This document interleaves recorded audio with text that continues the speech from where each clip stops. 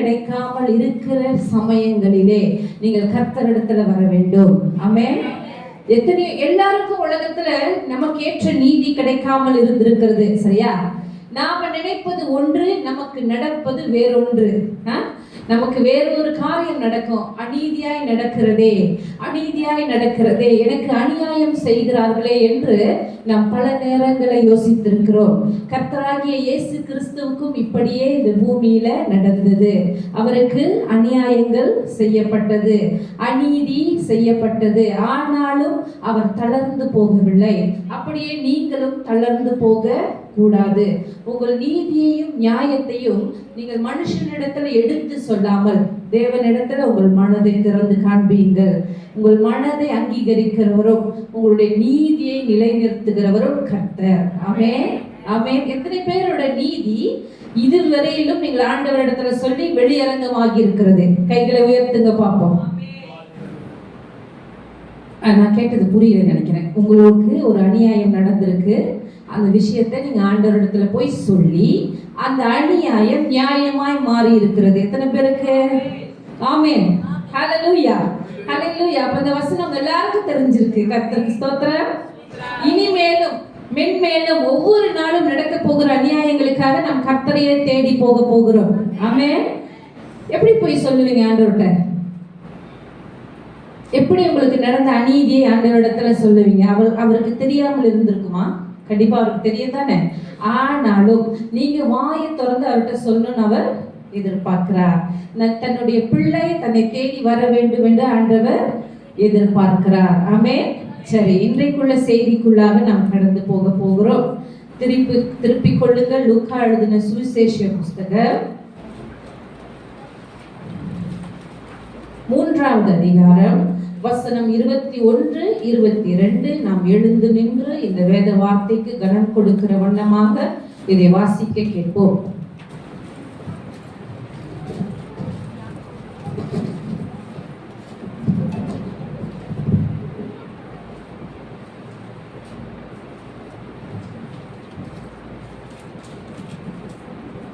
ஜனங்கள் எல்லாரும் ஞானஸ்தானம் பெற்றபோது இயேசுவும் ஞானஸ்தானம் பெற்று ஜெபம் பண்ணுகையில் வானம் திறக்கப்பட்டது. பரிசுத்த ஆவியானவர் ரூபம் கொண்டு புறாவை போல அவர் மேல் இறங்கினார். வானத்திலிருந்து ஒரு சத்தமும் உண்டாகி, நீர் என்னுடைய நேசகுமாரன், உம்மில் பிரியமாய் இருக்கிறேன் என்று உரைத்தது. இந்த வார்த்தைக்காய் நாம் கண்களை மூடி ஜெபம் பண்ண போகிறோம். எங்கள் பரலோக தகப்பனே, ஆண்டவரே, இந்த வார்த்தைக்காய் நன்றி செலுத்துகிறோம். இந்த வார்த்தையிலே காணப்படுகிற அப்பா எல்லா ரகசியங்களும் எங்களுக்கு வெளியரங்கமாகட்டும். கர்த்தர் நீர் இதிலே மறைத்து வைத்திருக்கிற பொக்கிஷங்கள் இன்றைக்கு எங்களுடைய பொக்கிஷங்களாய், எங்கள் இருதயங்களை மாற்றுகிறவைகளாய் மாறுவதாக. ஆண்டவரே, இதில் இருக்கிற இந்த ரகசியங்களை காணும்படி எங்கள் மன கண்களை நீர் திறந்தருளும். எங்கள் இருதயங்களை நாங்கள் விரிவாக விரித்து கர்த்தருக்கு நேராய் நாங்கள் அமர்ந்திருந்து காத்திருக்கிறோம். இந்த வார்த்தையிலே பலன் கொண்டவர்களாக, இந்த வார்த்தையிலே திடன் கொண்டவர்களாக, வல்லமை பெற்றுக் கொண்டவர்களாக இன்று நாள் முதல், இது நாள் முதல் ஆண்டவரே, வெளியிலே நாங்கள் செல்லும் போது இந்த வார்த்தை எங்கள் வழியிலே எங்களுக்கு வெளிச்சத்தை காண்பிக்கிற தீபமாக, வெளிச்சத்தை காண்பிக்கிற தீபமாக, எங்களோடு கூட உறவாடுகிற ஒரு வார்த்தையாக வரும்படிக்காக ஒப்பு கொடுத்து ஜெபிக்கிறோம். ஆண்டவரே, இந்த வார்த்தைக்குரியவர்கள் நாங்கள், இந்த வசனத்துக்குரியவர்கள் நாங்கள், இந்த ஆசீர்வாதத்தை பெற்றுக்கொண்ட அந்த யவன ஜனம் நாங்கள். அதற்காய் உம்மை துதித்து உம்முடைய கரத்துல ஒப்பு கொடுக்கிறோம். இயேசு கிறிஸ்து நாமத்தில் ஜெபிக்கிறோம் நல்ல பிதாவே, ஆமென். அமர்ந்து கொள்ளுங்கள். எனக்கு பிரியமான தேவ ஜனமே, இன்றைய நாளை நாம் தியானிக்க போகிற இந்த வார்த்தைக்காக நான் கர்த்தரை ஸ்தோத்தரிக்கிறேன். இந்த வார்த்தையில் இருக்கிற ரகசியங்கள் நம்முடைய இருதயத்திலே ஆழமாய் பதிந்திருக்க கடவது. வந்தோம், கேட்டோம், போனோம் என்று இராமல் இந்த வார்த்தையை தியானிக்கிற ஜனமாய் இன்றைக்கு நாம் மாறப்போகிறோம். அதற்காக நம்முடைய இருதயத்தை நம் ஆண்டவருக்கு நேராய் திறந்து வைத்திருக்க வேண்டும். உடைய மனதில் அநேக காரியங்களின் நேரத்தில் ஓடிக்கொண்டிருக்கலாம். ஆனாலும் அவற்றையும் அமைதிப்படுத்தி கர்த்தருடைய வார்த்தைக்கு நேராய் உங்களை நீங்கள் ஒப்புக் கொடுங்கள். ஹல்லேலூயா, ஹல்லேலூயா. இந்த சம்பவத்துல இந்த வசனத்தை மீண்டும் வாசிக்கும்படியாய் நான் கேட்கிறேன். 21வது வசனத்தை வாசிங்கள். ஜனங்கள் எல்லாரும் ஞானஸ்தானம் பெற்றபோது இயேசுவும் ஞானஸ்தானம் பெற்று ஜெபம் பண்ணுகையில் வானம் திறக்கப்பட்டது. ஆமென். பரிசுத்த ஆவியானவர் ரூபம் கொண்டு புறாவை போல அவர் மேல் இறங்கினார். ஆமென், ஆமென். இந்த சம்பவமானது யோர்தான் நதி அண்டையிலே நடந்த ஒரு அதிசயமான அற்புதமான சம்பவம் என்று சொல்லலாம். இயேசு கிறிஸ்து ஞானஸ்நானம் பெற்றார். யார் அவருக்கு ஞானஸ்நானம் கொடுத்தது? யோவான் ஸ்நானகர் இயேசு கிறிஸ்து அவருக்கு ஞானஸ்நானம் கொடுத்தார். இயேசு ஞானஸ்நானம் பெற்று கரை ஏறின உடனே இயேசு செய்த முதல் காரியம் என்ன? ஜெபம் பண்ணினார். ஆமென். இயேசு ஜெபம் பண்ணின போது வானங்கள் திறக்கப்பட்டது என்று நாம் பார்க்கிறோம். வானங்கள் திறக்கப்பட்ட போது பரிசுத்த ஆவியானவர் ரூபம் கொண்டு புறாவை போல அவர் மீது வந்து இறங்கினார். ஆமென், ஆமென். அப்போ அதற்கு முன்பதாக இயேசு கிறிஸ்துவுக்கு பரிசுத்த ஆவியானவர் இல்லையா? அதற்கு முன்பதாக இயேசு கிறிஸ்துவினிடம் பரிசுத்த ஆவியானவர் இருந்தாரா இல்லையா?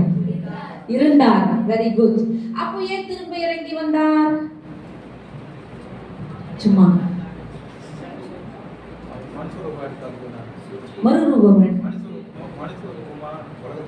மனுஷ உருவமாய் உலகத்துக்கு வந்து விட்டார்.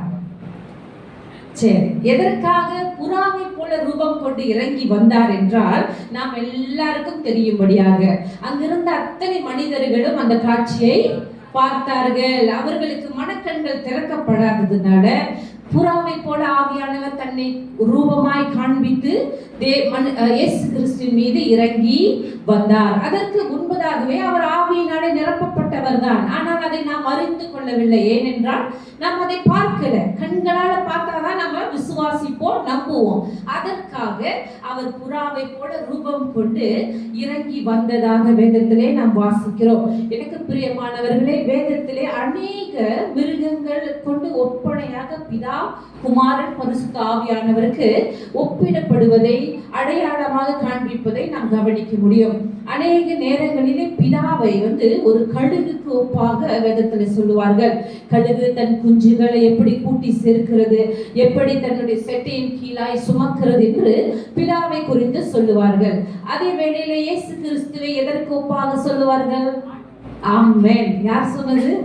ஒரு ஆட்டுக்குட்டி அவங்களுக்கு கொடுத்துருங்க. ஆட்டுக்குட்டிக்கு ஒப்பாக இயேசு கிறிஸ்துவை சொல்வதை அநேக இடங்கள்ல நாம் பார்க்கிறோம். இதோ யோவான் ஸ்நானகன் வெளிப்படுத்தின விசேஷத்தில பரலோகத்துல வீற்றிருக்கும் போது புத்தக சுருளில் இருக்கிற அந்த முத்திரைகளை உடைக்க யாருக்கு தகுதி உண்டு என்று அழுகிற வேளையில தூதன் சொல்லுகிறான், இதை உடைக்க தகுதியானவர் யார்? ஆட்டுக்குட்டியானவர். ஆமென். இயேசு கிறிஸ்துவை ஆட்டுக்குட்டிக்கு அடையாளமாக சொல்லப்படுவதை பார்க்கிறோம். அதே வேளையிலே பரிசுத்த ஆவியானவரை புறாவுக்கு அடையாளமாக வேதத்தில் ஒப்பிடுவதை நாம் பார்க்க முடிகிறது. நீங்க கேட்கலாம், ஏன் புறா ரூபமாக வந்தார்? ஏன் ஒரு கழுகாகவோ, ஒரு கோழியாகவோ, ஒரு கிளியாகவோ இறங்கி இயேசுவின் மீது இறங்காமல் ஏன் புறா ரூபத்துல வந்தார் என்று? புறாவுக்கு ஒரு சில சுபாவங்கள் உண்டு. அதை நாம் இன்றைக்கு கொஞ்சம் ஆழமாய் பார்க்க போகிறோம். ஏன் ஆவியானவர் புறாவின் அடையாளமாக வந்தார்? இன்றைக்கு என்னுடைய செய்தி கிறிஸ்துவின் மேல் இறங்கின ஆவியானவர். ஆமென். கிறிஸ்துவின் மேல் இறங்கின ஆவியானவர். இவர் புறாவை போல ரூபம் கொண்டு இறங்கி வந்தார். ஆமென். புறா என்கிற பறவை முதலாக வேதத்தில் எங்கே சொல்லப்பட்டிருக்கிறது? நோவா. நான் நினைக்கிறேன் உங்க சபையில நீங்க இனிமேல் பிரசன்ஸ் ஆயத்தப்படணும். நிறைய பேர் பதில் சொல்றாங்க, பரிசு கொடுக்க வேண்டி வரும். நோவா, ஆமென், ஹல்லேலூயா. நோவான்னு சொன்னவங்களுக்கு எல்லாம் வாழ்த்துக்கள். ஓகே, முதலாவதாக நோவா என்ன செய்தார்? என்னது?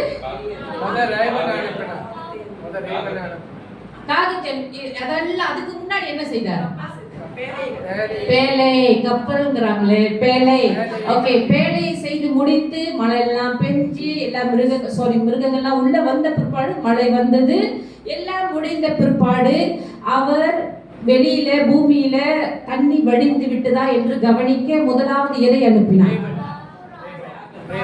காகம்.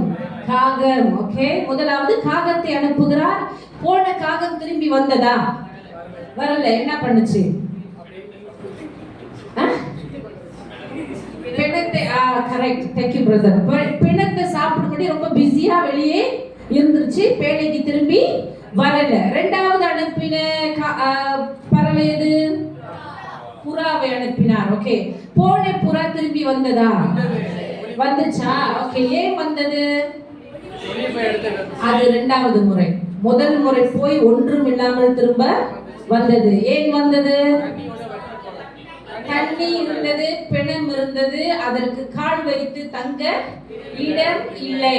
எப்படி இருந்தது என்றால் உலகமே அசுத்தமாக இருந்தது. பிணங்கள் எல்லா இடங்களிலும் இருந்தது, தண்ணீர் இருந்தது, அது கால் வைத்து தங்குவதற்கு மரம் இல்லை, மலைகள் இல்லை, செடி கொடிகள் இல்லை. இதற்கு அடையாளமாக ஒரு சம்பவத்தை நான் சொல்ல விரும்புகிறேன். பழைய ஏற்பாட்டு பரிசுத்தவான்கள் ஒரு சில பேரை நீங்கள் பெயரிடும்படி கேட்கிறேன். மோசே, வேற? ஆபிரகாம், எலியா, எலிசா, யோசுவா, தாவீது. Very good. வேற?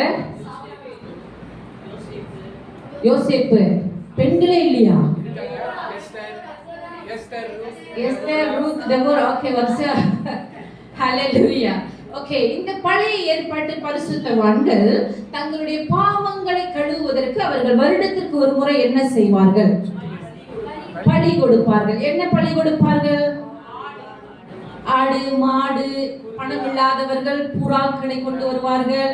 நல்ல பணம் உள்ளவர்கள் காளைகளை கொண்டு வருவார்கள். இப்படி இவர்கள் பலி கொடுத்து தங்களுடைய பாவங்களை கழுவி கொண்டார்கள்.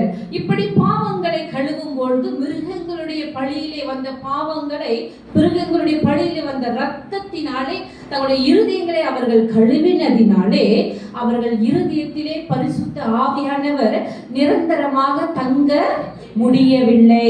ஏனென்றால் அவருடைய இருதயம் அவர்களுக்காக சரியாக ஆயத்தப்படுத்தப்பட முடியவில்லை. முதலாவதாக போன புறா திரும்ப ஏன் வந்தது என்றால் அதற்கு தங்குவதற்கு இடமில்லாதிருந்தது. அப்படிதான் பழைய ஏற்பாட்டு பரிசுத்தவான்கள் மத்தியிலும் பரிசுத்த ஆவியானவர் நிரந்தரமாக தங்க முடியாத ஒரு சூழ்நிலை ஏற்பட்டது. நடக்க வேண்டிய காரியம் நடப்பதற்கு முன்பதாக வந்து இறங்குவார்.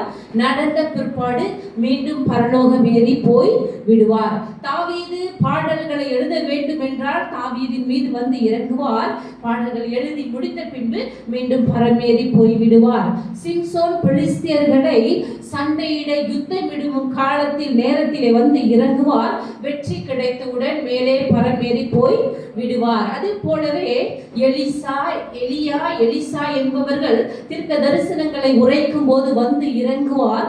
முடிந்த பிற்பாடு பரமேறி போய் விடுவார். அவர் தங்குவதற்கு நிரந்தர இடம் இல்லாதிருந்தது. இப்பொழுது இரண்டாவதாக 7 நாட்கள் கழித்து மீண்டும் ஒரு முறை புறாவை நோவா அனுப்புகிறார். இந்த புறா என்ன கொண்டு வந்தது? ஒலிவ இலையை கொண்டு வந்தது. என்ன அடையாளம் என்றால் தண்ணீர் மெதுமெதுவாக வற்றி கொண்டு வருகிறது. இப்போ மரங்கள் எல்லாம் கண்களுக்கு தெரிகிறது. இது கொண்டு வந்த இலை ஒலிவ இலை. ஏன் ஒலிவ இலையை கொண்டு வந்தது? ஒலிவ மரம் தான் ரொம்ப உயரமா வளர்ந்துருக்குமோ அப்படின்னு நான் யோசிச்சேன். நீங்க என்ன யோசிக்கிறீங்க? ஷார்ட்டா? ஏன் ஒலிவ இலையை கொண்டு வந்தது என்றால் அதற்கு சமானமாக சமாதானம் என்று ஆண்டவர் சொல்லுகிறார்.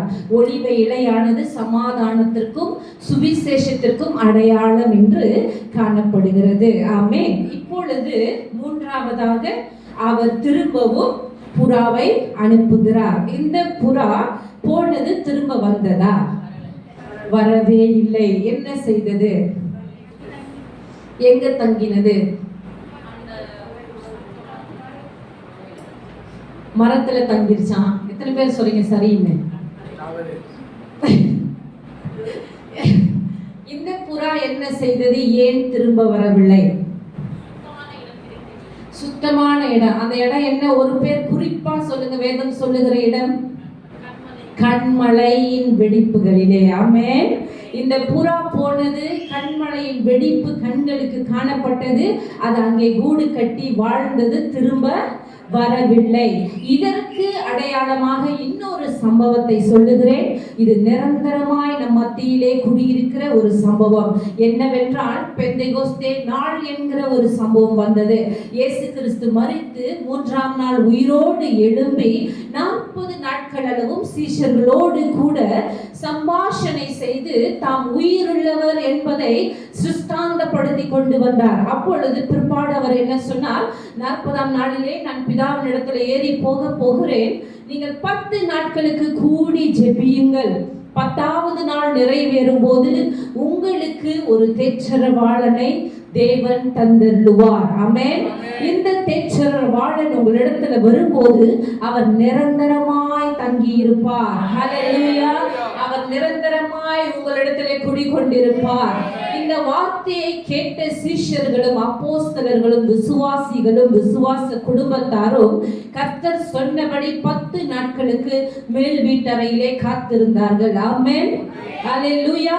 இவர்கள் காத்திருந்தது மாத்திரமல்ல, ஜெபித்தார்கள், ஜெபம் பண்ணினார்கள், ஓயாமல் வேதத்தை தியானம் பண்ணினார்கள், பாடல்கள் பாடினார்கள், விண்ணப்பங்கள் செய்தார்கள். 10 நாள் நிறைவேறின உடனே என்ன நடந்தது என்றால், அந்த மேல் வீட்டறையில் எல்லாம் பலத்த காற்று வீச ஆரம்பித்தது. பலத்த காற்று வீசுகிற வேளையிலே பரிசுத்த ஆவியானவர் இறங்கி வந்து ஒவ்வொருவருடைய தலை மீதும் இறங்கினார் என்று வேதத்திலே வாசிக்கிறோம். ஹல்லேலூயா. அவர் இறங்கின போது ஒரு அக்கினி மயமான நாவுகளுடைய பிரிந்திருக்கிற நாவுகள் இந்த சீஷர்கள் மீது அமர்ந்தது. அவர்கள் எல்லாரும் அந்நிய பாஷையிலே பேச ஆரம்பித்தார்கள். வானம் திறக்கப்பட்டது. இதோ முழக்கத்தின் சத்தத்தினாலே ஆவியானவர் இறங்கி வந்தார். ஹல்லேலூயா. அவர் அந்நிய பாஷையிலே பேசுகிற வேளையிலே அந்த இடம் முழுவதுமாய் அக்கினிமயமாய் மாறினது. மகிமையின் தேவன் இறங்கி வந்தார் என்று பார்க்கிறோம். ஹல்லேலூயா. ஹல்லேலூயா. இது நாள் வரை எபிரேய பாஷையிலே பாடல்கள் பாடிக்கொண்டிருந்தவர்கள் இப்பொழுது பற்பல பாஷைகளிலே அந்நிய பாஷை பேச ஆரம்பித்தார்கள். அங்கே கூடியிருந்த அத்தனை பேருக்கும் ஆச்சரியம். எப்படி இவர்கள் என்னுடைய பாஷை பேசுகிறார்கள் என்று அங்கே கூடியிருந்த அநேக நாடுகளில் இருந்து, எல்லா தேசம் என்று வேதம் சொல்லுகிறது, எல்லா தேசத்திலிருந்து வந்த யூதர்கள் யோசித்தார்களாம், எப்படி இவர் என் பாஷையை பேசுகிறார், எப்படி அவர் என்னுடைய பாஷையை பேசுகிறார் என்று எல்லாரும் வியந்தார்கள். இதற்கு காரணம் தனித்தனியாய் ஒவ்வொருவர் மீதும் ஊற்றப்பட்ட அக்கினி அபிஷேகம். அக்கினி ஆவியானவர் அன்றைக்கு ஒரு வெளிச்சத்தின் திரியாக ஒவ்வொருவர் தலையின் மீதும் இறங்கினார். அன்றைக்கு திறந்திருக்கிற வானம் இன்றைக்கும் திறந்திருக்கிறது. எனக்கு பிரியமானவர்களே, அன்றைக்கு இறங்கி வந்த தேவ ஆவியானவர் இன்றைக்கு நம் மத்தியிலே இறங்கி வருகிறார். அவர் வரும்போது நாம் பலனடைவோம், நாம் வல்லமை உள்ளவர்களாய் மாறுகிறோம். கைகளை உயர்த்தி அவரை வரவேற்று பெற்றுக் கொள்ளுங்கள். அவரை வரவேற்று பெற்றுக் கொள்ளுங்கள். வானம் திறந்திருக்கிறது. வானம் திறந்திருக்கிறது. தேவ தூதர்கள் இதோ தேவ ஆவியானவர் இறங்குகிற நேரம். அக்கினிமயமான நவமுள்ள பாஷையினாலே, நவமான பாஷையினாலே அவரை பெற்றுக் கொள்ளுங்கள். எனக்கு பிரியமானவர்களே, நவமான பாஷையினாலே இதோ ஒரு அபிஷேகம், அக்கினியின் அபிஷேகம் இந்த இடத்தை சூழ்ந்து கொள்வதாக, சூழ்ந்து கொண்டிருப்பதாக, சூழ்ந்து கொண்டிருப்பதாக. ஒரு நாளும் நம்மை விட்டு வெளிப்படாதவர், ஒரு நாளும் விட்டு போகாதவர். ரீகபாலா சிகாலா துராமனா கபாலா ரியாமனா மலா கஷகதரலா ரீபாலா மலா சிகாலா ரியாமனா கரலா ரீபாலா மனா வஷனா கரலா ரியாகரமனா யகரமந்தனா ரீலியா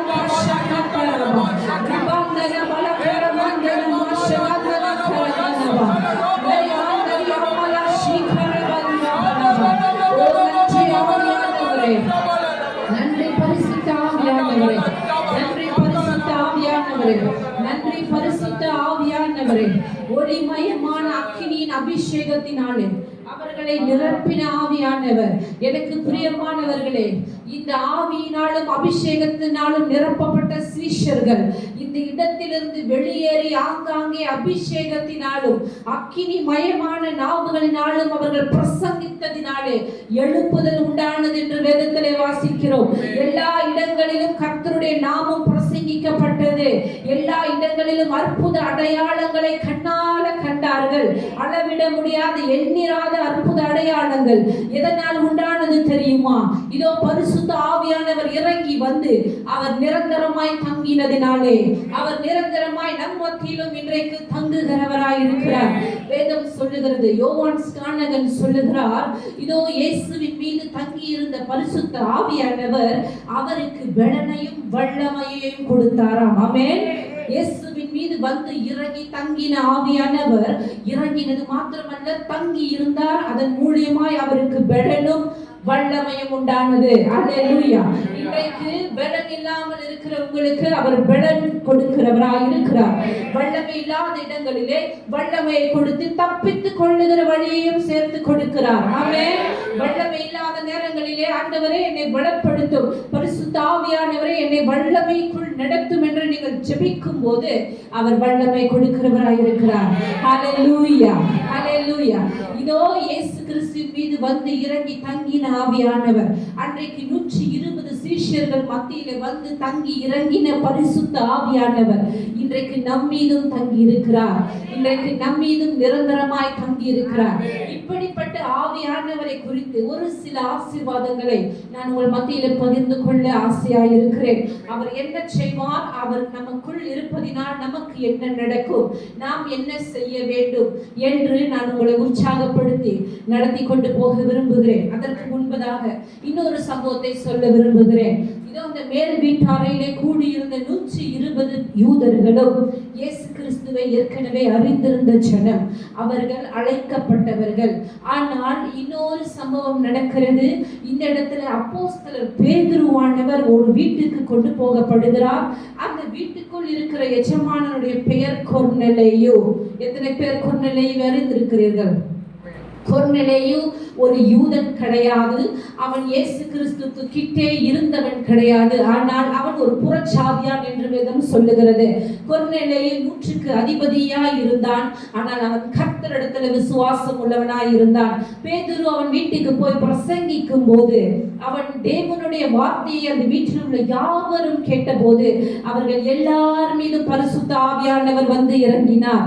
ஆமென். புறஜாதியார் மத்தியிலே பரிசுத்த ஆவியானவர் வந்து இறங்கின முதலாவது சம்பவம் இதுதான். அப்பொழுதிலிருந்து புறஜாதியாருக்கும் வசனங்கள் அறிவிக்கப்பட்டது, சுவிசேஷம் தெரிவிக்கப்பட்டது. புறஜாதியாராகிய நாமும் இன்றைக்கு தேவனுடைய கர்த்தருடைய ஒலிவ மரக்கன்றுகளாய் அடையாளப்படுத்தப்படுகிறோம். ஹல்லேலூயா, ஹல்லேலூயா.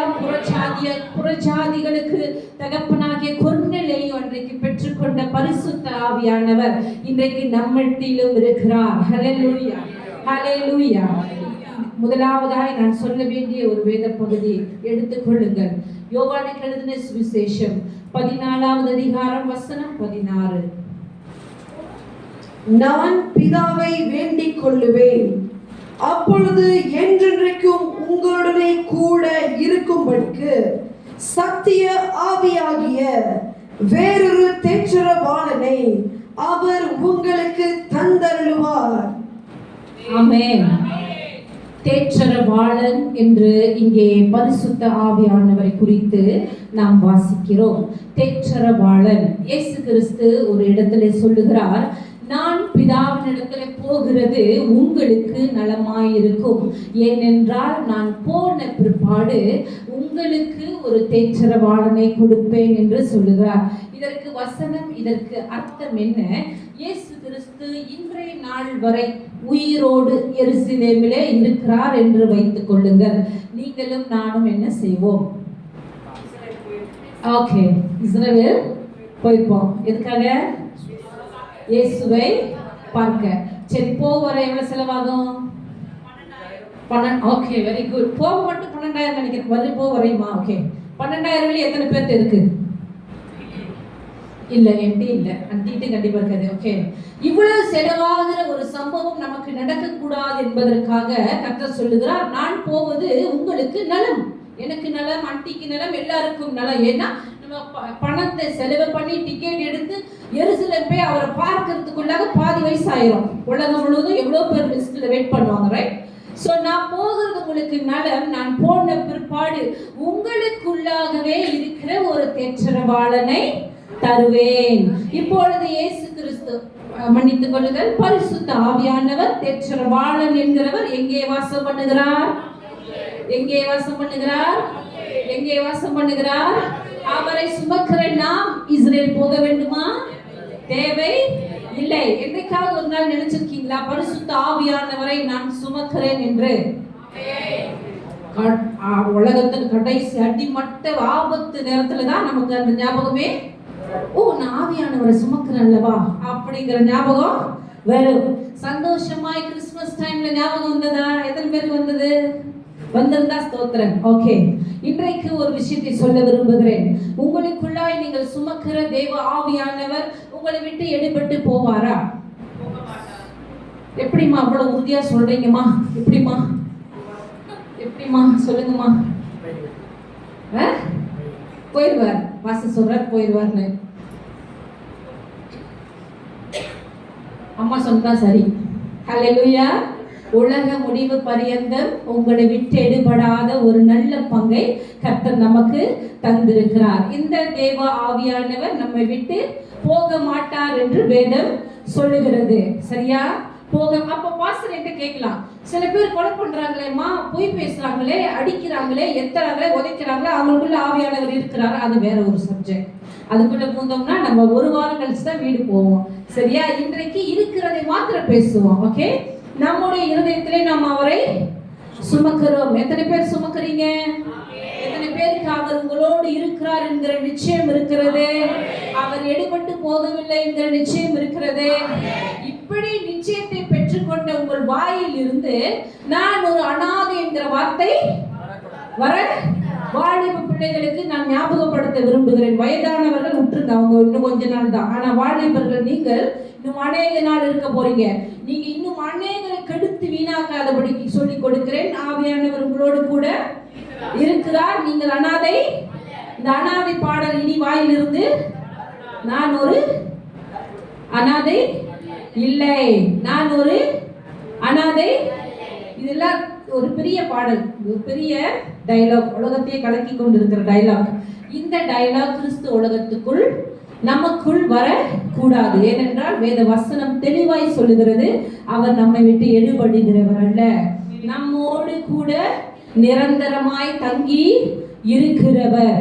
இந்த வசனத்தில் நீங்க பழைய ஏற்பாட்டில் பார்ப்பீர்கள் என்றால், மரிக்கும் வரை நம்மோடு கூட வருகிறவர், மரணத்துக்கு பிற்பாடும் நம்மை நடத்துகிறவர். ஆமென், ஆமென்.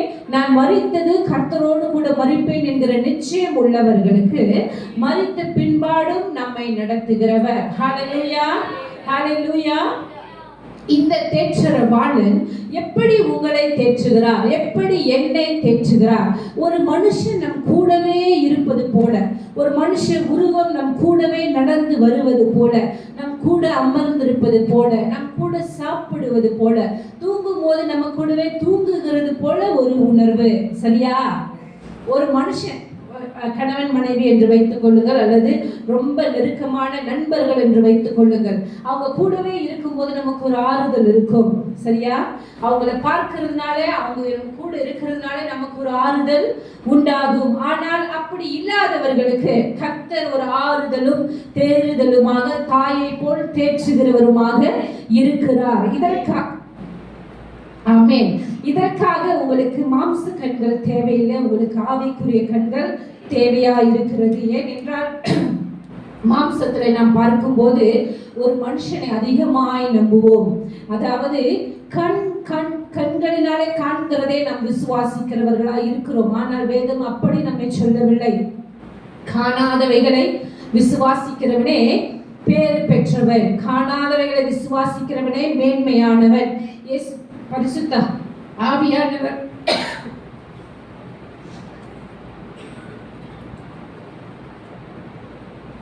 பரிசுத்த ஆவியானவர் நம்முடைய கண்களுக்கு காணப்படவில்லை என்றாலும் அவரை விசுவாசித்து அவரோடு கூட நடக்கிற ஒரு அனுபவத்துக்குள்ளாய் நாம் இருக்கிறோம். ஆமென்.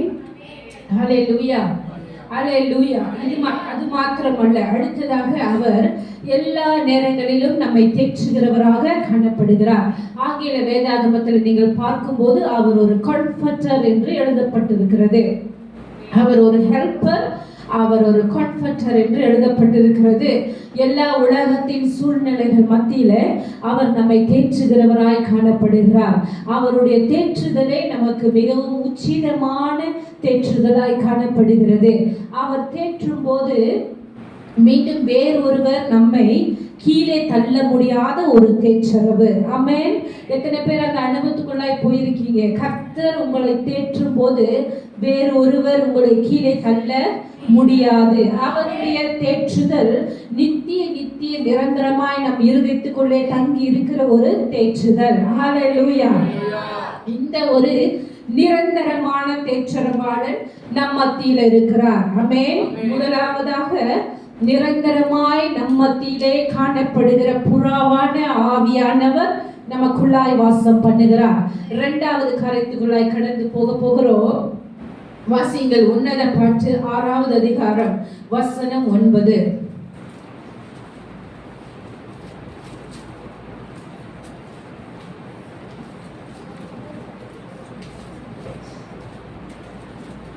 என் புறாவே, என் உத்தமியே, ஒருத்தியே, என் புறாவோ என் உத்தமியோ ஒருத்தியே, என் புறாவோ என் உத்தமியோ ஒருத்தியே. ஹல்லேலூயா. இந்த உன்னத பாடு வேத புஸ்தகத்தை நீங்கள் வாசிக்கும் போது அநேக இடங்களிலே கர்த்தர் மணவாட்டிக்கு ஒப்பாக புறாவை ஒப்பிட்டு பேசுகிறதை நீங்கள் பார்க்க முடியும். அநேக இடங்களிலே புறாவே என்று ஆண்டவர் அழைக்கிறார். யாரை அழைக்கிறார்? மணவாட்டியாகிய சபையாகிய என்னையும் உங்களையும். இந்த இடத்துல சொல்லுகிறார், என் புறாவோ என் உத்தமியோ நீ ஒருத்தி. அந்த வார்த்தைக்கு என்ன அர்த்தம்? கர்த்தர் மன்னித்துக் கொள்ளுங்கள், பரிசுத்த ஆவியானவர் அவர் கபடற்றவரும் பரிசுத்தமானவரும் என்பதை இந்த வசனம் காண்பிக்கிறது. அவர் கபடற்றவரும் கற்புள்ளவரும் பரிசுத்தமானவருமாய் இருக்கிறார். இப்படிப்பட்ட ஆவியானவர் நமக்குள் தங்கி வாசம் பண்ணுவதற்கு நம்முடைய இருதயம் பரிசுத்தம் உள்ளதாயும் கபடற்றதாயும் கற்புள்ளதாயும் இருக்க வேண்டும். எனக்கு பிரியமானவர்களே, புறாவை குறித்து நீங்கள் பார்க்கும்போது எல்லா பறவைகளையும் விட இந்த புறா வித்தியாசமான ஒரு பறவை. எப்படி இப்படி சொல்லுகிறீர்கள் என்று நீங்கள் யோசித்தால், புறாவானது மற்ற பறவைகள் போல கீழே இரை தேடி மேய்ந்து கொண்டிருக்காது. அது ஒரு சுத்தமான பறவை. அது என்ன பண்ணு? கோழி மாதிரி போய் மண் மேடுகளிலே, குப்பை மேடுகளிலே போய் மண் புழுவை தேடுகிறது அல்ல, உணவை தேடுகிற பறவை அல்ல. அது காகம் போல பிணம் திண்ணியும் கிடையாது. புறாவானது மிகவும் சுத்தமான ஒரு பறவை. அது கண்மலை வெடிப்பினிலே வாசம் பண்ணுகிறது. அங்கே கூடு கட்டி அது வாழுகின்றது. நான் சொல்லுகிற புறாவானது இந்த வீடுகள் மத்தியில் இருக்கிற புறா கிடையாது. புறால 2 வகை இருக்கு. வீடுகள் மத்தியில உங்க வீட்டாண்ட நம்ம அரிசி போடும்போது சாப்பிடுங்க ரோட்டோரங்கள், அந்த புறா கிடையாது. தமிழ்ல புறா என்கிற 2 வகைக்கும் ஒரே பெயர் வைத்திருக்கிறார்கள். ஆங்கிலத்துல இந்த வீடுகள் மத்தியில வருகிறதுக்கு பீஜியன் என்று சொல்லுவாங்க. இந்த கண்மலையிலே கூடு கட்டி வாழ்க டஃப் என்று சொல்லுவாங்க. வெள்ளை கலர்ல இருக்கும். அது பொதுவாகவே சாதாரண புறாவை விட கொஞ்சம் சின்ன உருவமா இருக்கும். அதோடைய வால் கொஞ்சம் நீளமா இருக்கும். இந்த மாதிரி புறாவானது அது சுத்தமான பறவை என்று நாம் பார்க்கிறோம். நீங்கள் நன்றாக இன்னும் புறாவை குறித்து ஆராய்ந்து பார்க்கும்போது அநேக மிருகங்கள் பறவைகளுக்கு இருக்கின்ற அந்த பித்தப்பை என்கிற அந்த பை இந்த புறாவுக்கு இல்லை. பித்தப்பைனா இங்கிலீஷ்ல கால் பிளாடர்னு சொல்லுவாங்க. அது புறாவுக்கு இல்லை என்று நாம் அறிவியல் ஆராய்ச்சியாளர்கள் சொல்லுகிறார்கள். அப்படியானால் இந்த பித்தப்பை கோழி சமைக்கும் போது அதை கவனமா எடுத்து வீசிடுவாங்க. ஏன்னா அது வெடிச்சிச்சுன்னா அந்த சமையலையே நாசம் பண்ணி விடும். ஒரு மாதிரி கசப்பு தன்மையை அந்த சமையலுக்குள் கொண்டு வந்து விடும். இந்த பை புறாவுக்கு இல்லையா? புறா ஒரு சில பறவைகளுக்கு இல்லை. அதன் மத்தியில் நாம் என்ன காண்கிறோம்? புறாவானது ஒரு சுத்தமான பறவை, கள்ளம் கபடற்ற பறவை அது பரிசுத்தத்துக்கு நேராய் ஒப்பிடப்படுகிறது. எப்படி புறாவானது வெண்மையா இருக்கிறதோ, வெண்மையும் பரிசுத்தத்துக்கு அடையாளமாய் காணப்படுகிறது. எனக்கு பிரியமானவர்களே, இந்த புறாவுக்கு ஒப்பனையாக சொல்லப்பட்ட பரிசுத்த ஆவியானவரும் அவரும் பரிசுத்தமானவர், கள்ளம் கபடற்றவர், கற்புள்ளவராய் இருக்கிறார். இப்படிப்பட்டவரை நம்முடைய இருதயத்திலே சுமக்கிற நாமும் அவருடைய குண அதிசயங்களை பிடித்து கொண்ட ஜனமாக இருக்க வேண்டும். கர்த்தர் ஒரு இடத்துல சொல்லுகிறார், சர்ப்பத்தை போல வினா உள்ளவர்களாய் இருக்கு, அதே நேரத்திலே புறாவை போல சொல்லி முடிங்க, கபடற்றவர்களாய் இருங்கள் என்று சொல்லுகிறார். ஒரு நல்ல ஒரு சுபாவம், ஒரு குண அதிசயம் என்னவென்றால் பரிசுத்தமும் கள்ளம் கபடற்ற ஒரு சுபாவம். பரிசுத்த ஆவியானவரை நம்முடைய இருதயத்திலே சுமக்கிற நாம் அவரை துக்கப்படுத்துகிறோமா என்று நாம் யோசிக்க வேண்டும். பரிசுத்த ஆவியானவர் நமக்குள்ளாய் இருக்கிறார், நான் அவரை துக்கப்படுத்துகிறேனா என்று ஒவ்வொருவரும் யோசிக்க வேண்டும்.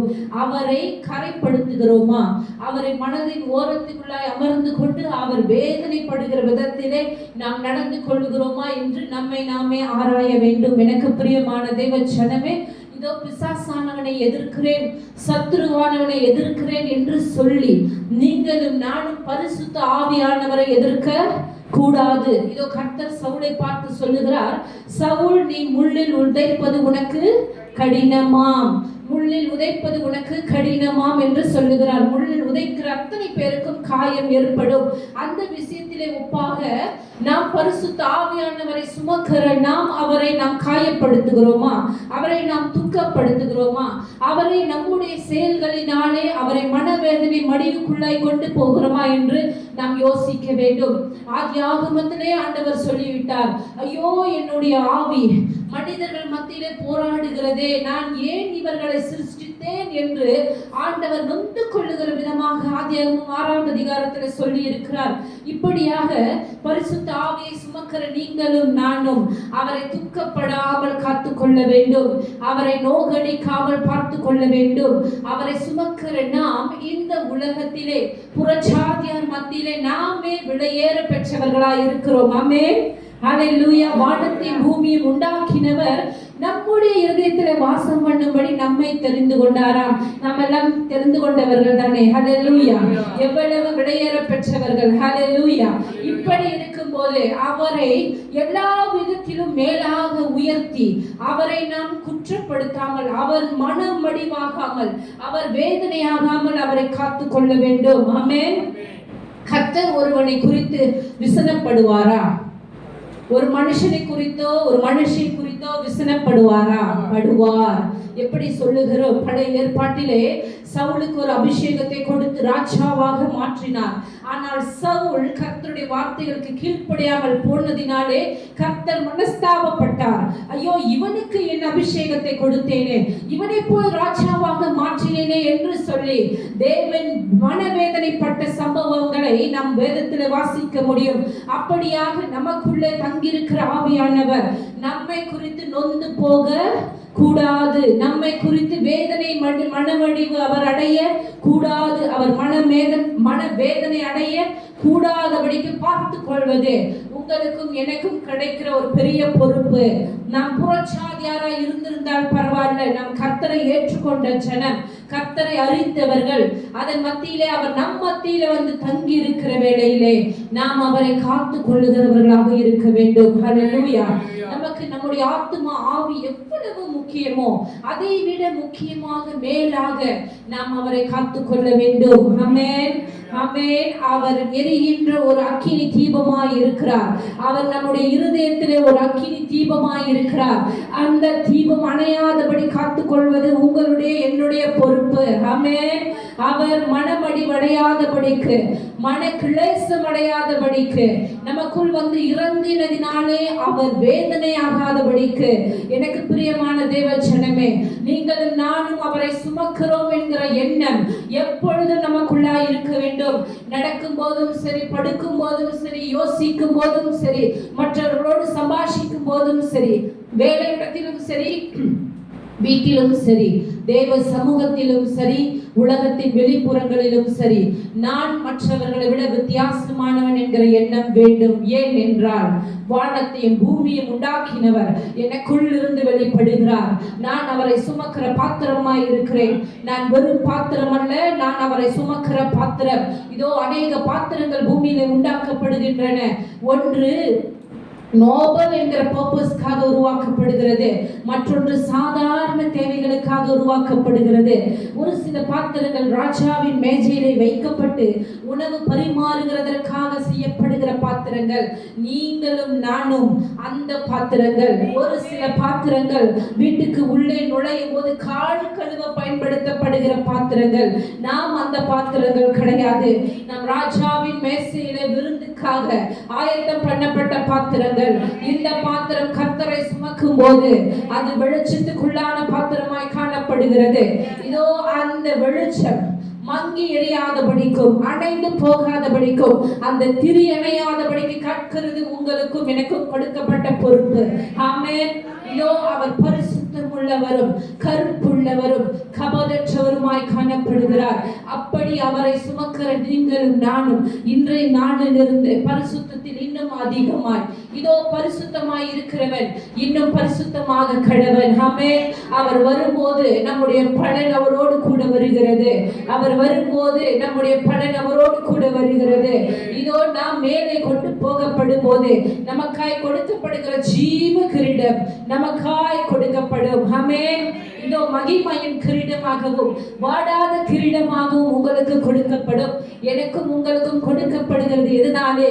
அவர் நமக்கு கொடுக்கப்பட்டதுனாலே அவரை நாம் சுமந்து அருமையாய் சுமந்து கொண்டு போய் சேர்க்க போகிறோம். ஹல்லேலூயா, ஹல்லேலூயா. எந்த நேரத்திலும் எந்த நாளிலும் இதோ நான் தனிமையா இருக்கிறேன் என்கிற எண்ணம் உங்களுக்கு வரக்கூடாது. எனக்குள் இருக்கிறவர் பெரியவர், எனக்குள் இருக்கிறவர் பெரியவர். அவர் இந்த வானத்தையும் பூமியையும் உண்டாக்கினவர். இதோ அண்ட சராசரங்களை உண்டாக்கினவர்.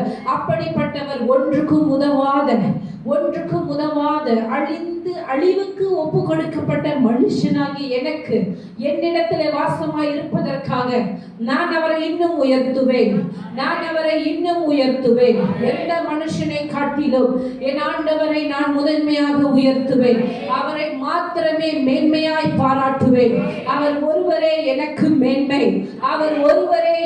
மேன்மை. நான் கொண்டிருக்கிற அத்தனை பொக்கிஷங்களை காட்டிலும் என் கர்த்தர் ஒருவரே இடைவிடாத ஒரு பொக்கிஷம், என்னை விட்டு நீங்கி போகாத ஒரு பொக்கிஷம், அழிவை காணாத ஒரு பொக்கிஷம். ஹல்லேலூயா, ஹல்லேலூயா. இப்படிப்பட்ட ஆவியானவரை, பரிசுத்தமுள்ள ஆவியானவர், அவருடைய பரிசுத்தம் நம் மத்தியில் இன்னும் அதிகமாய் கிரியை செய்யட்டும். ஹல்லேலூயா. நன்றியாய் நாம் அவருக்கு நன்றி செலுத்த கடமைப்பட்டிருக்கிறோம். அடுத்து மூன்றாவதாய் நாம் பார்க்க போகிற ஒரு காரியம், உன்னத பாட்டு புஸ்தகம் 5வது அதிகாரம் வசனம் 12. அவருடைய கண்கள் தண்ணீர் நிறைந்த நதிகளின் ஓரமாய் தங்கும் புறா கண்களுக்கு ஒப்பானவைகளும் பாலில் கழுவப்பட்டவைகளும் நேர்த்தியாய் பதிக்கப்பட்டவைகளுமாய் இருக்கிறது. ஆமென். முதல் வரியை மாத்திரம் மீண்டும் வாசிங்கள். அவருடைய கண்கள் தண்ணீர் நிறைந்த நதிகளின் ஓரமாய் தங்கும் புறா கண்களுக்கு ஒப்பானவைகளும். அவருடைய கண்கள் தண்ணீர் நிறைந்த நதியின் ஓரமாய் தங்கும் புறாவின் கண்களுக்கு ஒப்பானவை. ஹல்லேலூயா, ஹல்லேலூயா. இந்த வசனம் யாரை குறித்து சொல்லப்பட்டிருக்கிறது? சுசுனது யாரது? ஹல்லேலூயா, இயேசு கிறிஸ்துவை குறித்து தீர்க்கதரிசன வசனமாய் பேசப்பட்ட வாக்கியம், அவருடைய கண்கள் தண்ணீர் நிறைந்த நதியோரமாய் தங்குகிற புறாவின் கண்களுக்கு ஒப்பானவை. இதற்கு என்ன அர்த்தம் என்றால், மனதுருகுகிற ஒரு கண்களிலே தண்ணீர் நிறைந்திருக்கிற கண்கள். இயேசுவினிடத்திலே மனதுருகுகிற ஒரு ஆவி இருந்தது. அவர் கண்ணீர் விட்டு மற்றவர்களுக்காக அழுகிறவராக, விண்ணப்பம் பண்ணுகிறவராக காணப்பட்டார். எனக்கு பிரியமானவர்களே, அந்த பரிசுத்த ஆவியானவரை சுமக்கிற நீங்களும் நானும் மனதுருக இறுக்கம் உடையவர்களாய் காணப்பட வேண்டும். மற்றவர்களுக்காக மனதுருகுகிற ஒரு இருதயம், ஐயோ இப்படி அவங்களுக்கு நடக்கிறதே, ஐயோ இப்படி இவர்களுக்கு நடக்கிறதே என்று தன் இருதயத்தில் மற்றவருடைய பாரத்தை சுமக்கிற ஒரு மனதுருகுகிற இருதயம். அதே மத்தியிலே மற்றவர்களுக்காக கண்ணீர் விடுகிற கண்ணீரின் ஆவியை உடையவர்களாகவும் நாம் இருக்க வேண்டும். மற்றவர்களுக்காக கண்ணீர் விட்டு ஜெபித்திருக்கிறீர்களா? எல்லாருமே ஜெபிச்சிருப்போம். ஆமென். எல்லாருமே மற்றவர்களுக்காக கண்ணீர் விட்டு ஜெபம் பண்ணுகிறவர்களாக இருக்கிறோம். இந்த கண்ணீரின் ஆவியானது நித்தம் நித்தம் நம் மத்தியிலே கிரியை செய்ய வேண்டும். இந்த மனதுருகுகிற இருதயம் நமக்கு எப்பொழுதுமே கிரியை செய்யும்படியாய் இந்த பரிசுத்த ஆவியானவர் விரும்புகிறார். நான் உங்களிடத்துல கேட்கிறேன், இப்பொழுதுதான் எல்லாரும் கிறிஸ்துமஸ் கொண்டாடி முடித்தீர்கள். ஒரு 3-4 மாதங்களுக்கு முன்பதாக ஆக கடைசியாக எப்பொழுது ஒரு ஏழைக்கு இறங்கினீர்கள்?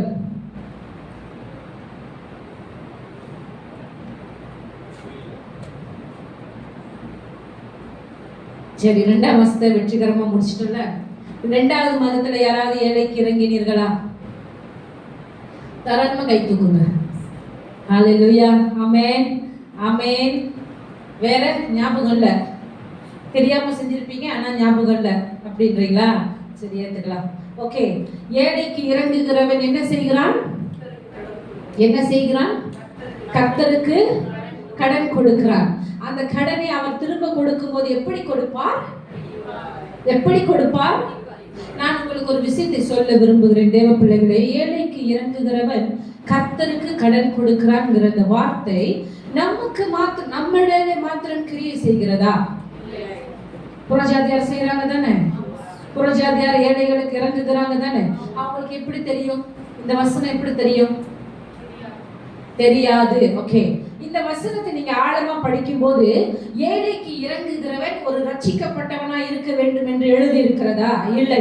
அவன் எப்பேற்பட்டவனாகவும் இருக்கட்டுமே, அவன் ஏழைக்கு இறங்கும் போது அவன் யாருக்கு கடன் கொடுக்கிறான்? கர்த்தருக்கு கடன் கொடுக்கிறான். அவன் புறஜாதியாராகவே இருக்கட்டுமே, அவன் யாராகவுமே இருக்கட்டுமே, அந்த பிரமாணத்துக்குள்ளாய் அவன் வரும்போது அவன் யாருக்கு கடன் கொடுக்கிறான்? அவர் திரும்ப கொடுக்கும் போது அது குறையுமா? குறையவே குறையாது. ஏன் நான் இதை உங்களுக்கு சொல்லுகிறேன்? உங்களுடைய கண்களை சற்று திறந்து பாருங்கள். நம் மத்தியிலே நாம் வாழுகிறவர்கள் புறஜாதியார் மத்தியிலே ஒரு சில புறஜாதியார் குறிப்பாக ஏழைகளுக்கு இறங்குகிறவர்களாக இருக்கிறார்கள். அவர்களுடைய வீட்டின் செல்வத்தை நீங்க பார்க்கும்போது ஒரு குறைவும் படவில்லை. அப்போ நான் ஒரு டிப்ஸ் உங்களுக்கு கொடுக்குறேன். நீங்க பணக்காராவே இருக்கணுமா? ஏழைக்கு இறங்கிக்கிட்டே இருங்க. எப்படி? ஏழைக்கு இறங்கிக்கிட்டே இருங்க. நீங்க ஏழைக்கு இறங்கும் போது உங்க பணத்துல குறைவு உண்டாகாது. இது நான் என் சொந்த அனுபவத்துல சொல்லுகிறேன். நீங்க பில்லியனர் ட்ரில்லியனர் ஆக வேண்டிய அவசியம் இல்லை. உங்களுடைய செலவுக்கு பணம் குறைந்து போகிறது இல்லை. ஆமென். இப்படியாக மற்றவர்கள் மீது மனதுருகுகிற ஒரு எண்ணம், மனதிற்குகிற ஒரு வாஞ்சை, நான் அவர்களுக்கு செய்யணும், இவர்களுக்கு செய்யணும், அவங்களுக்கு கொடுக்கணும், இவங்களுக்கு கொடுக்கணும், கர்த்தருடைய அன்பு இதன் மூலமாய் வெளிப்படணும் என்கிற ஒரு எண்ணம்.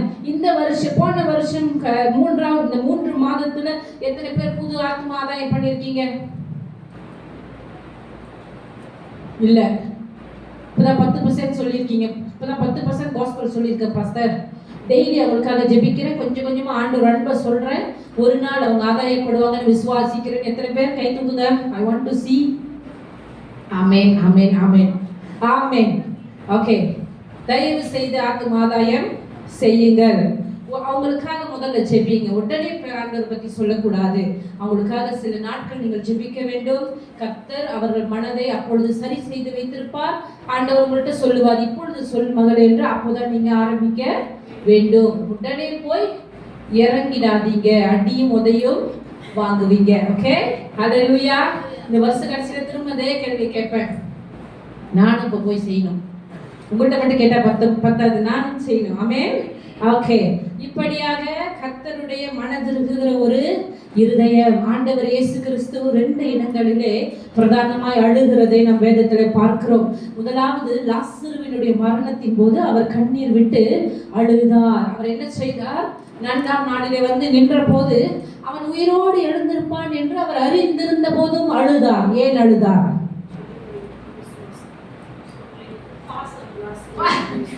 ஆமென். கூட இருந்தவங்க சொன்னாங்க, அவர் அவனோடு ரொம்ப நெருக்கமா இருந்ததுனாலே அழுகிறார் என்று சொன்னாங்க. ஓகே, பாசம். ஆனா ஏன் அழுது அதை ஒரு மேனிஃபெஸ்டேஷனாக காண்பித்தார்? அது நீங்க சொல்றது வேற ஒரு அர்த்தத்துக்கு போகிறது, அதை ஓரமா வச்சிருவோம். ஏன் சுற்றி உள்ள ஜனங்கள் முன்பாக கர்த்தர் அழுதார்?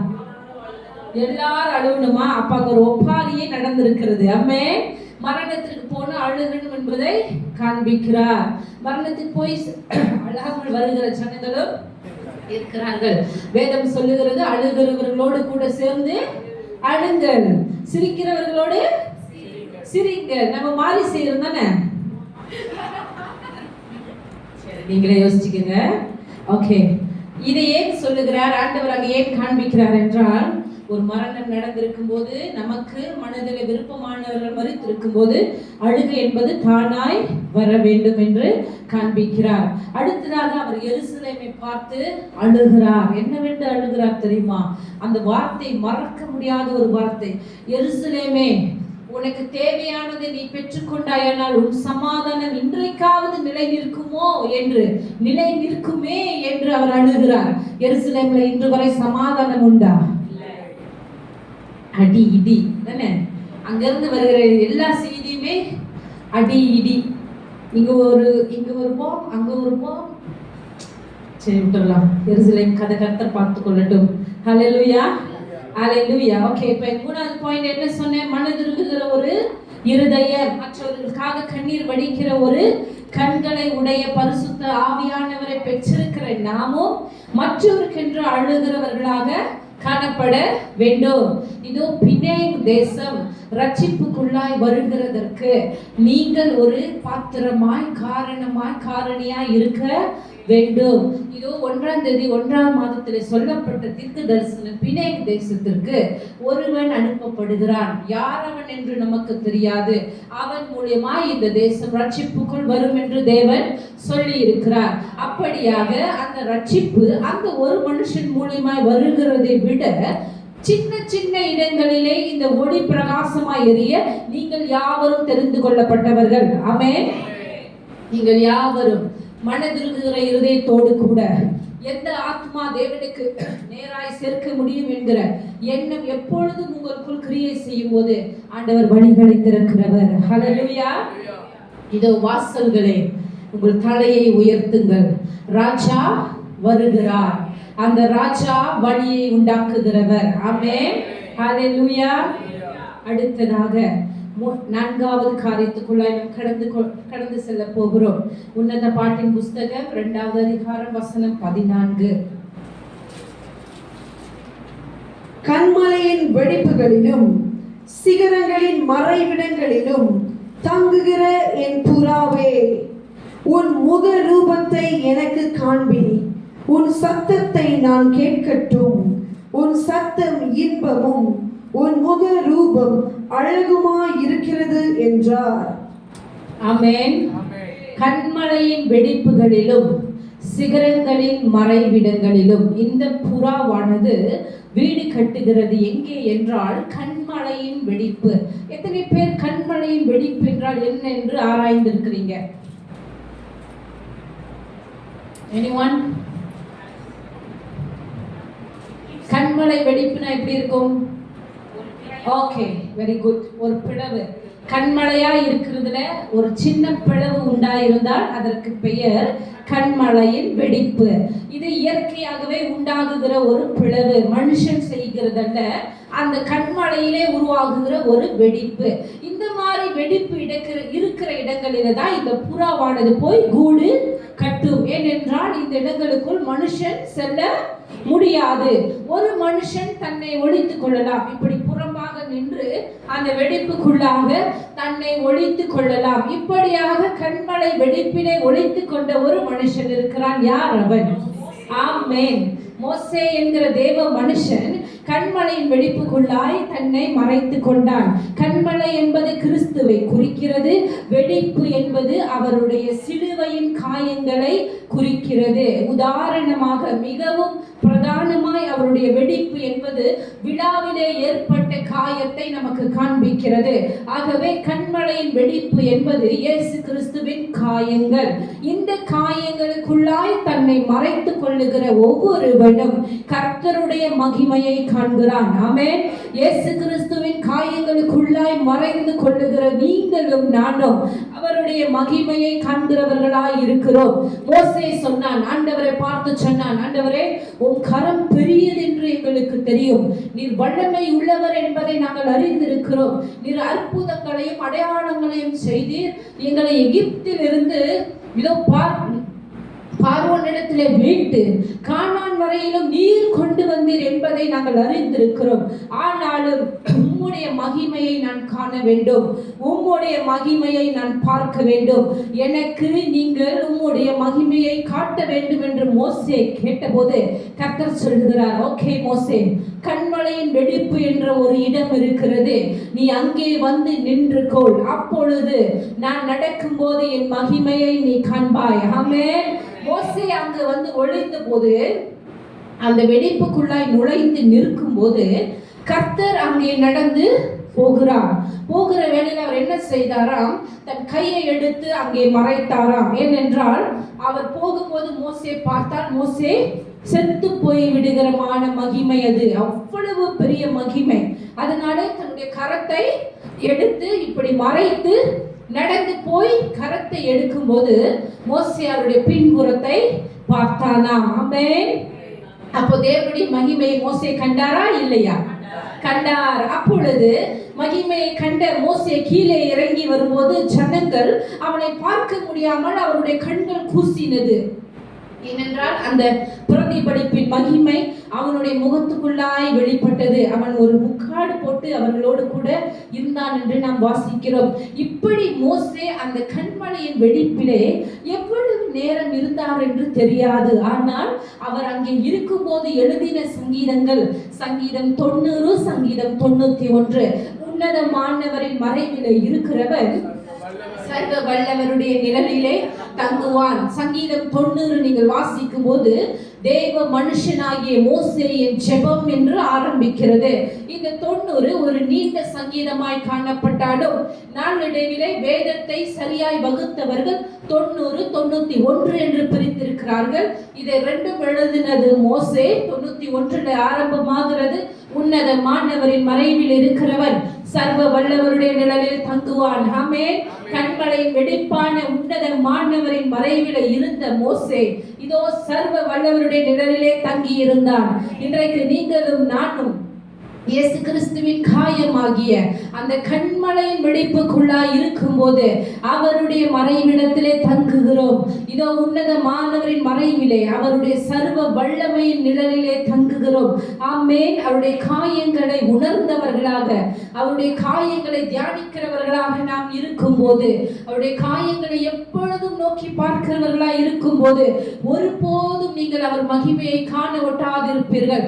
எப்பொழுதும் அவருடைய மகிமையை பிரதிபலிக்கிறவர்களாய் இருப்பீர்கள். தேவனுடைய மகிமை உங்களிடத்திலிருந்து பிரகாசமாய் எழும்பும். ஆமென். ஆமென். அந்த மகிமை மத்தியிலே மோசே எழுதின சங்கீதம் இன்று வரையிலும் எல்லா கிறிஸ்தவர்கள் வாயிலும் பேசப்படுகிற ஒரு சங்கீதம். ஆமென். உன்னதமானவரின் மறைவில் இருக்கிற நீங்களும் நானும் சர்வவருடைய நிழலிலே தங்குகிற அந்த மகா பரிசுத்த ஸ்தலமாய் அந்த இடத்தை நாம் எடுத்துக்கொள்வோம். இதோ ஜனங்கள் வெளிப்புறத்துல நின்று கொண்டிருந்தார்கள். அங்கே பரிசுத்த ஸ்தலம் இருந்தது, மகா பரிசுத்த ஸ்தலம் இருந்தது. ஆனால் ஜனங்கள் யாவரும் வெளிப்புறத்திலே நின்று கொண்டிருந்தார்கள். வெளிப்புறத்திலே நின்று கொண்டிருந்தவர்களுக்கு மறைவு இல்லை. அக்கினி வந்து அத்தனை பேரையும் பட்சித்து போட்டது. எனக்கு பிரியமானவர்களே, இதோ திரைச்சீலை 2ஆக கிழிந்திருக்கிற இந்த காலகட்டத்திலே நாம் பரிசுத்த ஸ்தலம் அல்ல, மகா பரிசுத்த ஸ்தலத்துக்குள் நுழைகிறவர்களாய் இருக்க வேண்டும். கர்த்தராகிய இயேசு கிறிஸ்துவின் காயங்களை தியானிக்கிற ஜனமாகிய நாம், அவருடைய மகிமையை சுமக்கிறவர்களாகிய நாம் இதோ மகா பரிசுத்த ஸ்தலத்திற்குள் நுழைகிறவர்களாய் இருக்க வேண்டும். அங்கே அவரோடு கூட சம்பாஷிக்கிறவர்களாய் இருக்க வேண்டும். ஏதோ ஒரு காலத்துல பிரதான ஆசாரியன் மட்டும் நுழைகிற இடம் இன்றைக்கு எல்லாருக்கும் திறக்கப்பட்டிருக்கிறது.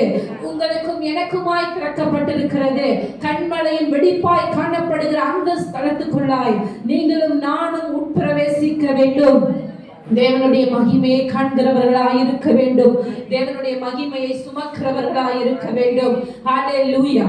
நன்றியோடு அவருக்கு நன்றி செலுத்துவோமா? எழுந்து நின்று நாம் ஆண்டவருக்கு ஒப்பு கொடுக்க போகிறோம். இதோ இன்றைக்கு நாம் வாசித்து தியானம் பண்ணின பரிசுத்த ஆவியானவர், நம் மீது தங்கி இருக்கிற ஆவியானவர், நம் மீது தங்கி இருக்கிற ஆவியானவர், அவருக்கு நாம் ஒப்பு கொடுத்து அவர் நம் மத்தியில இருக்கிற விதமாய் அவர் எப்படி நம்மை கனம் பண்ணி நம் மத்தியில இருக்கிறாரோ அதே